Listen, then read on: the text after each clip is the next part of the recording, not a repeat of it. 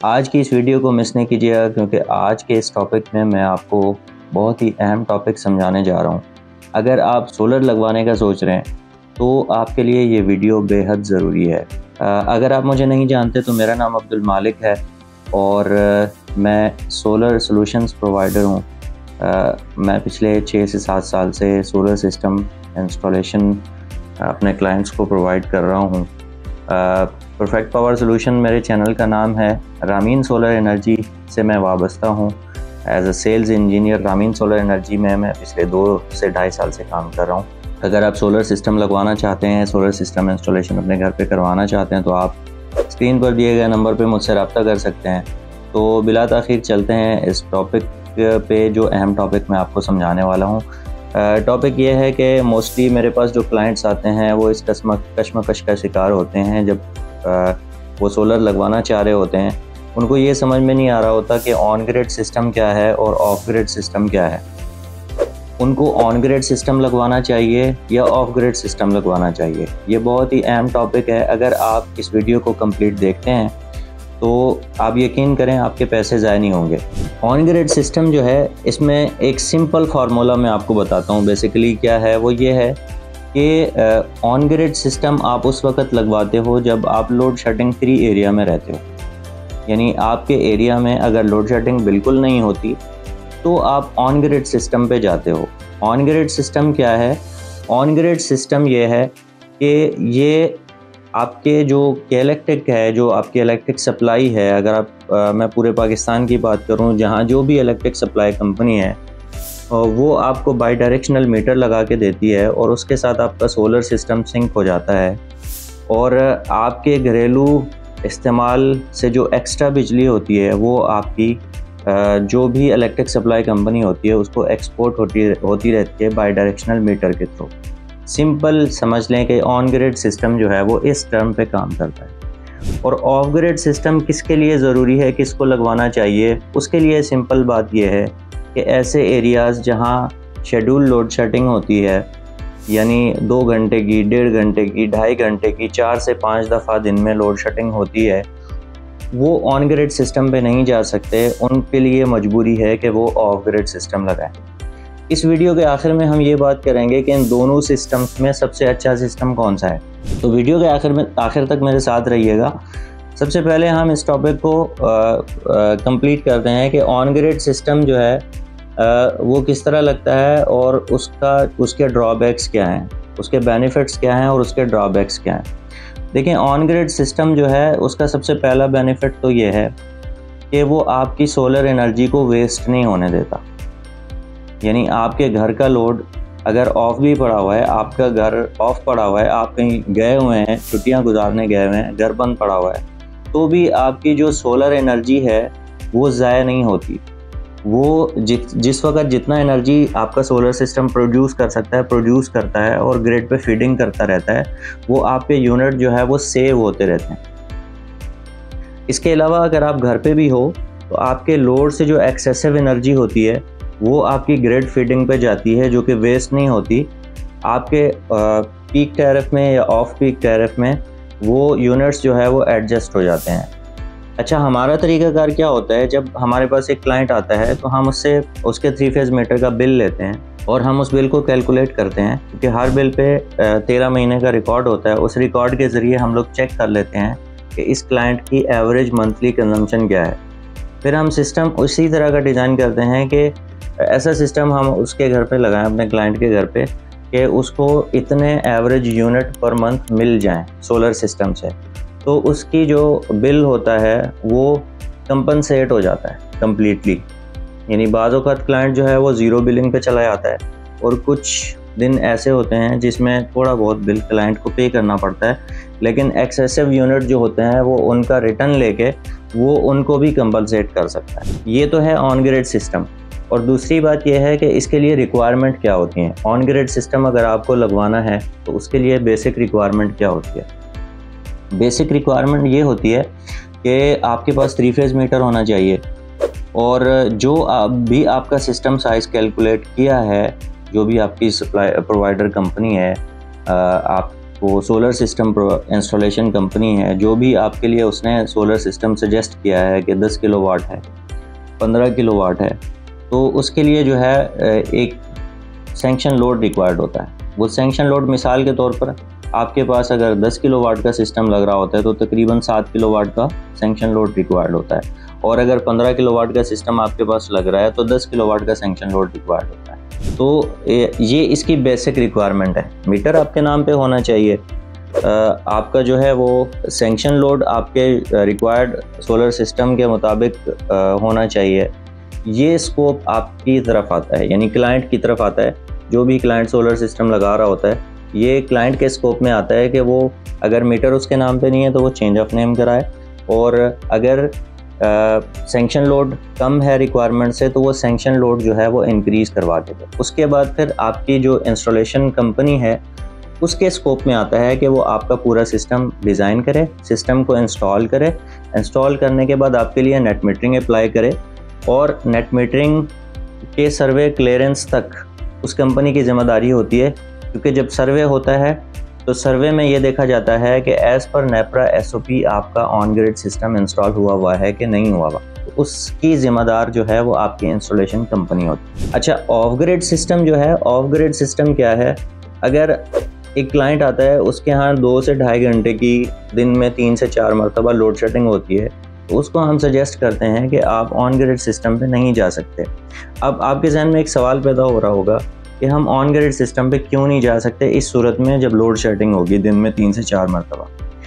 उसकी वजह यह है कि ऑन ग्रिड सिस्टम का जहाँ फ़ायदा है कि ये कॉस्ट इफ़ेक्टिव है, लो कॉस्ट लेता है, और ये फ़ायदा है कि ये आपकी सोलर एनर्जी को वेस्ट नहीं होने देता, वहाँ इसका एक सिर्फ नुकसान ये है कि जब आपके पास लाइट चली जाती है तो ये सिस्टम बंद हो जाता है, क्योंकि ये ऑन ग्रिड सिस्टम है, ग्रिड टाई सिस्टम है। ग्रिड टाई सिस्टम से मुराद ये है कि उसको अगर ग्रिड मिलेगा 3 फेज़ तो सिस्टम ऑन रहेगा, अदरवाइज़ वो सिस्टम ऑफ हो जाएगा। तो इसलिए जब on grid system load shedding के टाइम पे बंद हो जाएगा तो फिर आपकी सोलर एनर्जी जो है वो प्रोड्यूस होना बंद हो जाएगी, तो ये आपका लॉस है।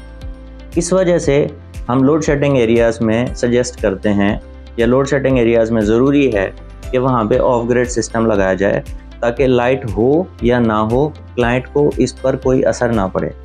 लेकिन जहाँ पे ऑफ ग्रिड सिस्टम का कुछ ये फ़ायदा है कि लोड शेडिंग के टाइम में भी ये ऑन रहता है, वहाँ इसका एक ड्रॉबैक भी है, वो ये है कि ये बहुत ज़्यादा एक्सपेंसिव होता है, क्योंकि of grid system, of grid inverter महंगा होता है, और उस पर फिर बैटरी कॉस्ट होती है, और फिर उसकी जो टर्मिनेशन होती है वो आपके DP बॉक्स में होती है। DP बॉक्स में आपको डिस्ट्रीब्यूशंस करानी पड़ती हैं। अगर आपका सिस्टम साइज़ आपके लोड साइज़ से कम है तो फिर आपको लोड सेपरेशंस करवानी पड़ती हैं, तो इस पे अखराजात आते हैं।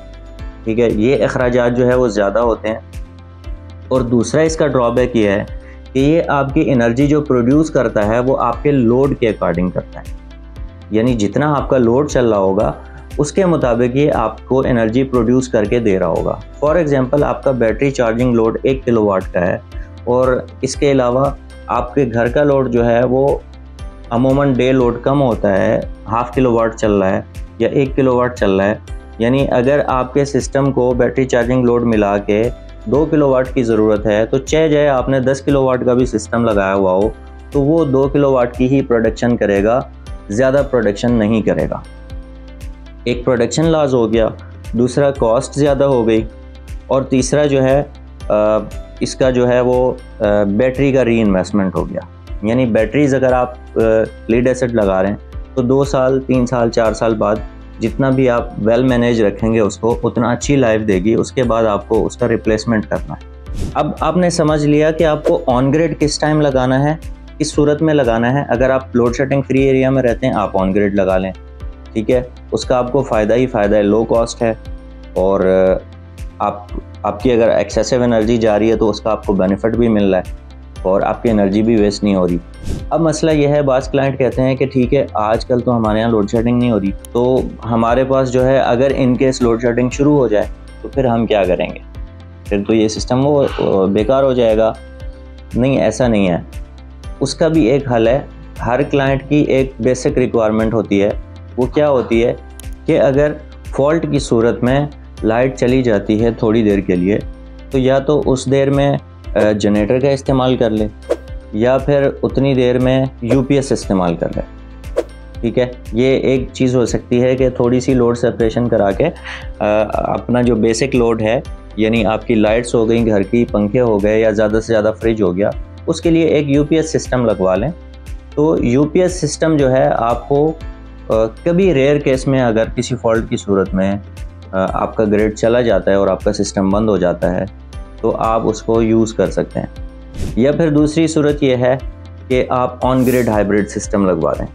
अगर आप कॉस्ट को बेयर कर सकते हैं तो हमारे पास एक ऐसा सिस्टम आता है जो दोनों खासियतें रखता है, यानी वो हाइब्रिड भी होता है, आप उस पर नेट मीटरिंग भी करा सकते हैं। 3 फेज सिस्टम होता है, उसके साथ जो है आप अपने सिस्टम को इंस्टॉल कर सकते हैं, लेकिन वो बहुत ज़्यादा हाई कॉस्ट करता है। वो आपकी डिमांड पर डिपेंड करता है, आप क्या चाह रहे हो।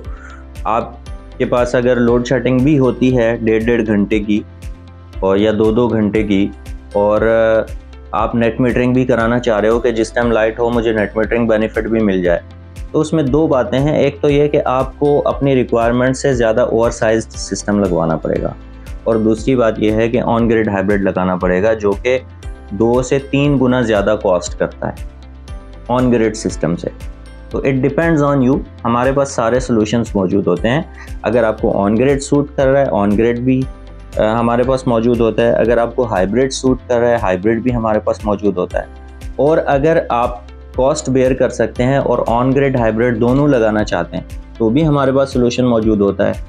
और अगर आप ऑन ग्रिड लगा के कभी कभार की लोड शेडिंग के लिए इंटरनली यूपीएस सिस्टम लगाना चाहते हैं, तो ये सिस्टम भी हमारे पास प्रोवाइड हम कर सकते हैं। और इसके अलावा जो है, अगर आप ऑफ ग्रिड सिस्टम आपको सूट कर रहा है, तो इस वीडियो को देखने के बाद आप बखूबी समझ गए होंगे, उम्मीद करता हूँ, कि आपको कौन सा सिस्टम सूट कर रहा है। हर किस्म के सोल्यूशन के लिए आप हमसे रब्ता कर सकते हैं। अच्छा, अब आते हैं इस बात पे कि मैंने वीडियो के स्टार्ट में आपको बताया था कि मैं आपको इस वीडियो के आखिर में बताऊंगा कि सबसे अच्छा सिस्टम कौन सा है। लेकिन 2 बातें हैं, अगर आपकी अफोर्डेबिलिटी कम है और आप लोड शेडिंग फ्री एरिया में रहते हैं, तो आपके लिए best system on grid system है। आप ग्रिड टाइप सिस्टम लगवाएं और उससे फ़ायदा उठाएं। और अगर आप लोड शेडिंग फ्री एरिया में नहीं रहते या रहते हैं, दोनों सूरतों में अगर आप अफोर्ड कर सकते हैं, आपके पास अफोर्डेबिलिटी है, ज़्यादा इन्वेस्टमेंट कर सकते हैं, तो फिर आपके लिए सबसे अच्छा system on grid hybrid system है, यानी जिसमें दोनों खासियतें होती हैं। उसमें आपको बहुत से बेनिफिट मिलते हैं।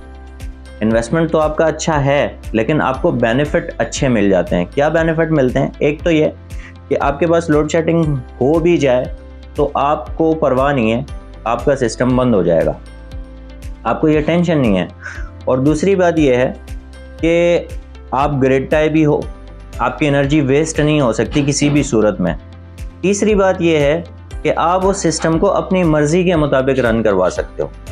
अपनी मर्ज़ी के मुताबिक रन करवाने से मुराद ये है कि मिसाल के तौर पर आप चाहते हो कि मैं एक लिमिटेड ग्रिड फिटिंग करना चाहता हूँ, यानी मुझे जो है दिन में 2 किलोवाट या 3 किलोवाट से ज़्यादा ग्रिड फिटिंग नहीं करनी, तो आप उसमें ग्रिड फिटिंग लॉक कर सकते हो। वो उससे ज़्यादा आपकी ग्रिड फिटिंग नहीं करेगा। अगर आप चाहते हो कि ये मैं इसकी दिन में जो है ग्रिड यूजेज बंद कर दूं, तो आप उसको SBU मोड पे रख के आप ग्रिड इनकमिंग बंद कर सकते हो ग्रिड की। वो आपका ग्रिड जो है वो मिक्स नहीं करेगा। मिसाल के तौर पर अगर सोलर की प्रोडक्शन टूटती है तो वो सारा दिन गिव एंड टेक बैटरी से करता रहेगा, यानी एक्सेसिव एनर्जी बैटरी में डालेगा, उससे एक्सेसिव होगी तो वो ग्रिड फिटिंग पे डालेगा। और अगर लैगिंग हो रही होगी, आपका लोड ज़्यादा चल रहा है, आपकी सोलर एनर्जी से प्रोडक्शन कम हो रही है, तो वो सेकंड सोर्स बैटरी को बना के बैटरी से उठाता रहेगा। और अगला फ़ायदा जो है वो बहुत ही ज़बरदस्त फ़ायदा है, जो कि ऑन ग्रिड सिस्टम से बिल्कुल मुख्तलिफ है। वो ये है कि यानी अगर आप चाहते हो, क्योंकि ऑन ग्रिड सिस्टम में आप जब आपका टाइम होता है, पीक टाइम जब होता है, जो कि 5 बजे से रात 11 बजे तक होता है, उस टाइम में आप क्योंकि एनर्जी प्रोड्यूस नहीं कर सकते, तो आपकी एक्सपोर्ट ही नहीं होगी। जब एक्सपोर्ट नहीं होगी तो आप उस टाइम में ग्रिड फिटिंग नहीं कर सकते। इसमें सबसे बेस्ट ऑप्शन ये होता है ऑन ग्रिड हाइब्रिड में कि आप अपने पीक आवर्स के अंदर भी ग्रिड फीडिंग करवा सकते हो।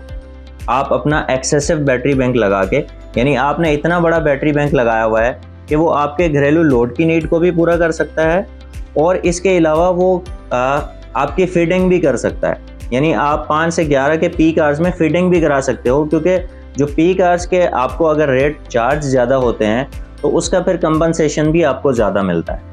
एक तो यह है कि वो आपके यूनिट फ्री हो जाएंगे, ठीक है, और दूसरी चीज़ यह है कि उस वक्त जो आप फीडिंग करोगे आप उस फीडिंग के ज़्यादा पैसे ले सकते हो कि इलेक्ट्रिक से या जो भी आपकी इलेक्ट्रिक सप्लाई कंपनी है।